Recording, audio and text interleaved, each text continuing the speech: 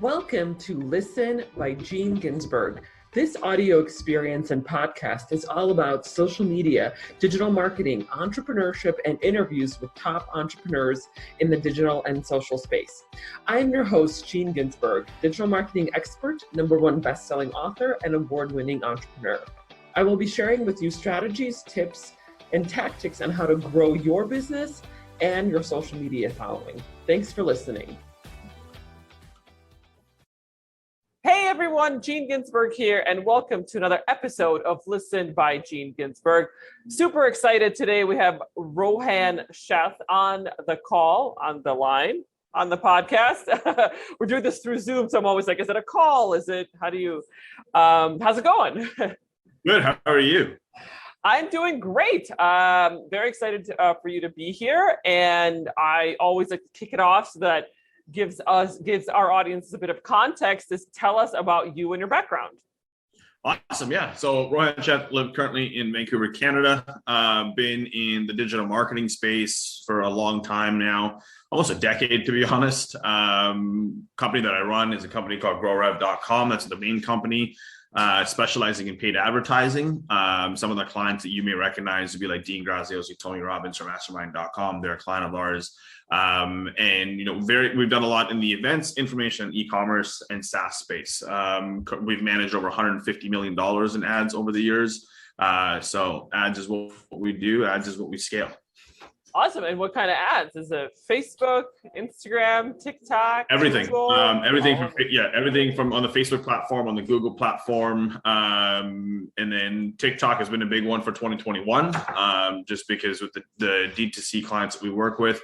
And then as well, we did a ton on Snapchat last year and the year before. We still do tons on Snapchat right now, but nowhere near the volume. And then Pinterest has just been a kind of overarching network. And ones that are big spending clients that we usually take a lot of time and spend on is native ads. So like Outbrain, Taboola, Yahoo, Gemini, Rev Content, etc.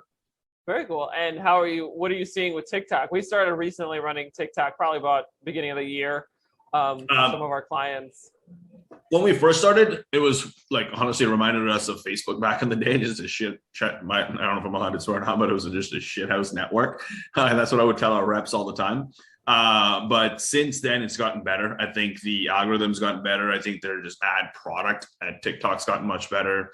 CPMs are insanely cheap. So right. Like even if you aren't really producing and you're just getting it in front of eyeballs, and you can afford to do that, it's in my opinion, somewhere where people really need to be focused on. Yeah, it's always like that, right? In the beginning, CPMs are super cheap, and then as things get more busy and things get more popular, it's like, of course, costs go up where they are now and Facebook. So yeah, it's crazy how cheap TikTok is. That's how it was like 10 years ago with Facebook, right? Awesome. So yeah, I mean, we're definitely in the same space, and I'm very familiar with what you guys do. So it's great to connect with someone who's also in the industry. So tell us about some of your recent wins. I think the most recent win would be since the beginning of COVID in terms of what we've really been transitioned to being able to do. So our agency before COVID was actually very heavily focused in the event space. So any of the big stages that you would have seen, we were the ones running a lot of the traffic to fill butts and seats. COVID happened. No one's allowed to go into events. What the hell did we do? We had a client specifically in the middle of a 7-week or 8-week run in Australia. And, they were a $2 million ad budget, putting butts in seats, et cetera. And it got to the point where like, we're scrambling, like we'll shut down, can't run these events. What do we do? And using the model that we did, we transitioned to an online model and then figure out how to run these offline events online, obviously leveraging Zoom. And everybody's done it, but it was more of a very unique structure on how the preview events were running, and essentially just emulated it. And it got to the point where once we started to figure out the numbers between ads to conversions to not just front end and back end sales, but just like overall, we were at, early COVID days, we were doing 10 times return on ad spend. Which is pretty ridiculous. Like we'd be spending $500K making $5 million back. Like that, those are the kind of numbers that we'd be doing on these events. So those are some transition that into, clients that were struggling. One of the ones that we did really, really well, and we're doing it again now with some of the countries that are starting to shut down again, is when everybody's shutting down and, there's a lot more attention, people are locked down at homes, is just taking their offer and then flipping it on its head and giving it away to their audience for free. That paid dividends for clients, even though like people were like, you're so crazy, you're telling me not to charge anymore for what I was charging before. And I go, yeah, but you're not giving away everything. You're just giving a ton of value up front. So when people can't afford to pay you, you're the first person they come to. And when, the arguments that we'd have or where we'd butt heads with these clients, and I'm like, just believe me, if they don't pay you, I will make up for it. Like that's how confident I am in being able to do this. And those clients were the ones that absolutely smashed the last 12 months of business. Awesome. Yeah, I was actually just going to ask, the next question was about how things have changed with COVID. And I mean, you alluded to some of that, but do you want to share a little bit more about just, obviously a lot of changes with events. That's a big one, but what else have you seen from your clients? Overall, I think so it was kind of a double-edged sword, right? Going into March of last year, it was so uncertain. Like everything was so uncertain. April, May was just kind of like just trying to figure our feet out. I think everybody in business was trying to figure it out. Going into June, and the ones that we were able to pivot very, very quickly were the ones that really made the biggest difference. And those clients, I know I had one specific client tell me in December of last year, where going into 2021, when we were ready to like planning out his year for him, he said, if I didn't listen to you in May and just give away my stuff for free, I don't know if I have a company today. And from June to December, they did more in 2020 than they did in all of 2019, just by giving that value. So, it paid dividends for a lot of clients. And then there's clients that just, thought they wanted to shut down, or they just needed a sabbatical, and those companies don't exist today. Right. Yeah. It's so weird how it's kind of leveled the playing field, right? I mean, it's not weird, but it is how it happened. I guess it's kind of weird because it's like just things popped out and then some companies don't exist anymore. So it's those kinds of big events are the ones that, really level the playing field when it comes to companies. So 100%. Absolutely. I know we've seen that too. Some companies went out of business and some are doing really well, like Amazon, right? Jeff Bezos is still making a lot of money. So he's done really well for himself. Yeah. It just depends on, I guess, which side of the business you are on. So, so what are some of the new initiatives and projects that you're working on? I know you mentioned, of course, TikTok ads as one of those things, but what else are you working on to drive your business or your clients' businesses? One of the offers that's been really well for us is going into 2021 is going in as a fractional CMO. When we first launched as a company, we were just ads, like that's all we focused on. Then we started to do funnels, and we started to do creatives. So we kind of started becoming more of a full stack agency than just being an ads perspective. Now it's gone to a point where there's companies where they're laying off their entire marketing teams. And I'm not talking about like small single solo entrepreneurs. I'm talking about like multinational enterprise-based companies. And then we're having conversations with them because we're a piece of their ad department, and then they see the services and they're like, well, why don't you just come on as a CMO? And I was like, well, can't really just come on as a full CMO. We can come on as a fractional CMO.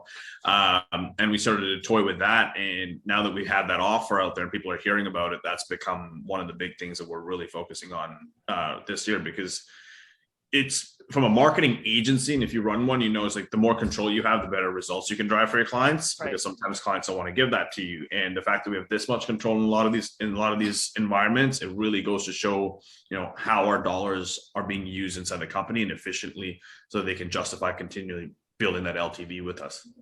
Are you seeing that a lot of your clients are laying off their marketing departments? Yeah. If they had massive internal teams, and like we were just a contractor, or we were just like a assistant to their ad agents or their ad buyer or something like that inside. A lot of the ones that had internal teams, they're just letting them go and then transitioning to full-time agencies that can handle the majority of it. Is that what you think is going to be the big trend now? I think for the next 2 years, we see that as a big trend. I think just because what COVID also did from a marketing perspective and an advertising perspective, I think it expedited our entire 7-year cycle, or whatever people like to call it, 7 or 9 year cycle. in marketing. And it literally what we should be going through today with ad costs and CPMs and offers and et cetera, would probably been around 2024, 2025 is happening this year. And I think that's also expedited it. So people that can't handle full salaries and 401ks and everything else that they got to pay out for their people, for their teams down in the States or in Canada, it's just getting to a point where it's like, I could pay one flat retainer or a percentage of ad spend and have these guys do everything. An agency wins all day long in that situation when times are still uncertain. Yeah, absolutely. That's very true. We've seen that too as well. So we have usually our audiences are entrepreneurs and people who have small businesses. And I always ask our guests to provide, one piece of advice that you could share with our entrepreneurs that they can take back into their business today. What would be something that you would recommend with related to digital marketing, digital advertising? What would that be? So in today's day and age, the one thing that I'm having conversations that I could give advice to entrepreneurs that even, on your podcast, it would be, if we were to reverse and this, I'll go one step back to go two steps forward with that answer. And the reason being is there's a lot changing in our advertising world. iOS 14.5 rolled out this year on the Facebook side, which made things a little bit more difficult. Google's about to roll that out, a very similar situation with their policy and everything else on their end too. So advertising as a whole is going to get a lot harder. Whereas, back in the day, even 12 months ago, you could have a shitty offer and you could have a really good ad situation that could fix your shitty offer. And I'm just being very blatant. And however, in today's day and age, it's going to be offer first, only then are your ads going to win. Because if your offer doesn't actually speak to a person that's actually in need and you're solving a massive problem, I don't care how much ad spend you throw at it, you're not going to win. And that's a conversation that we're having completely across the board.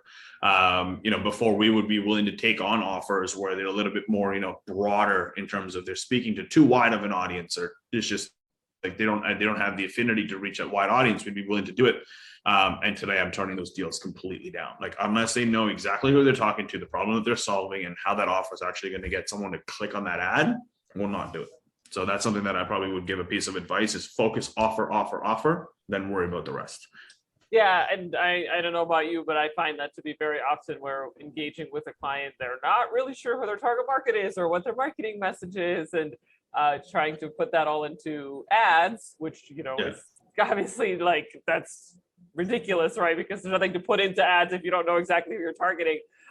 Is a very big challenge that I know we've experienced. Definitely, I'm sure you probably have seen that too. So it's like you have to be very specific and very precise about who you're targeting and what you're trying to say to them. Otherwise, it falls flat on its face. And then everybody always blames marketing and ads for it. It's like, oh, those ads didn't work. I'm like, well, there's a reason why they didn't work. Ads only don't work when, and this is obviously, Pareto's law in a situation, but it's like ads only don't work when your offer just doesn't make sense and there's no one that wants to click on your ad. Like, or you're not targeting the right audience, or you're not putting the right message in front of that right audience. That's usually what we've been seeing. Absolutely. Awesome. Well, this has been really great. I loved having you on the show. I guess the last question I always love to ask our guests is a kind of an open-ended question, is what is your prediction for the industry? And that could be specifically for digital marketing and ads, or we could take it a step further, terraforming Mars, self-driving cars, AI, whatever's top of mind for you today. Prediction for the industry, I think one, like I already said, COVID forced our marketing cycle to be expedited by about 3 to 4 years. So I think that's going to be a hard one. I think the next 2 years, I don't see CPM slowing down. I think they're going to increase rapidly going into Q4 of this year. I think it's going to be a very competitive space. Going into 2022, I think the people that legitimately don't have their teams or their entire structures sorted are going to get wiped out.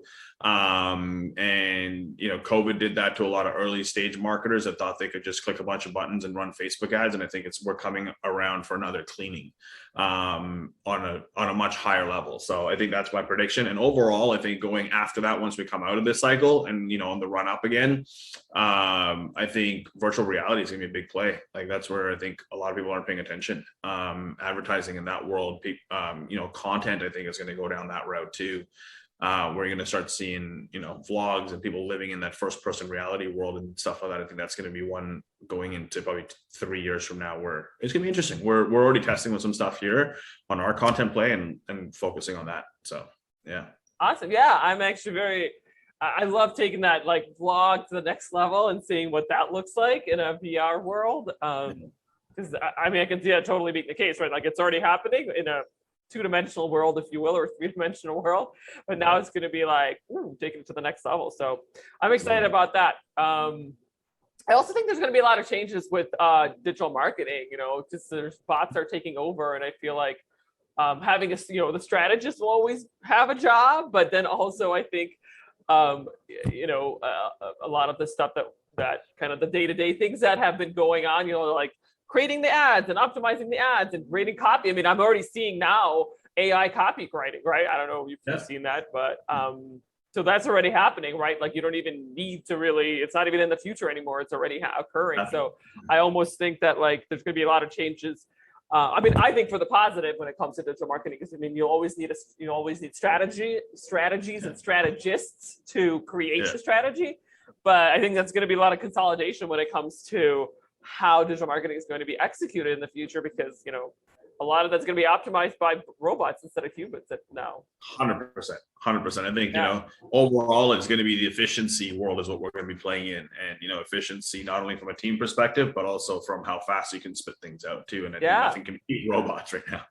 I know. What do you think is going to happen in terms of teams and like agencies? Like, do you think just everyone's going to collapse into much smaller teams? I think it's going to get very lean. I think, the big agencies are not going to be needed anymore. And it's going to get to a point where the ones that provide the most and have the most full stack teams are the ones that are going to survive. And then internally, the teams are just going to get really good at leveraging, AI and robots, whatever the hell you want to call it, to deliver those results at a much rapid pace. Yeah. I'm excited about that too, because there's a lot of changes going on. And I also just like seeing, what can be most efficient, right? And if that means robots, I mean, that's the most efficient perhaps. Awesome. Well, thanks so much for being here. This is great. The last question is, how can our audiences get in touch with you? growrev.com, growrev.com. I'm sure it'll probably be on the screen or somewhere in the notes of the show. And behind you too. Behind me too, if you're watching this. Yeah. Right there. And then socially, Instagram has probably been my biggest hub that I've hung out on for a long time. And a big play that I'm making this year is YouTube. So there's a lot of content that I'm sharing behind the scenes on YouTube, very heavy production-based content. So, you'll see the transition of early days, like what to do in your 5 top things on Facebook, to today it's like what is actually going on in the industry, kind of like what we already talked about. Yeah. So YouTube is a very, very big play for me this year. But those are the 2 social platforms. And then, growrev.com. If we can help, obviously just reach out and we'll see what we can do for you. Awesome. Yeah, thanks so much, Rohan, Sheth. Great to have you on the show. And wishing you best of luck. Likewise. Thanks for having me. Take care.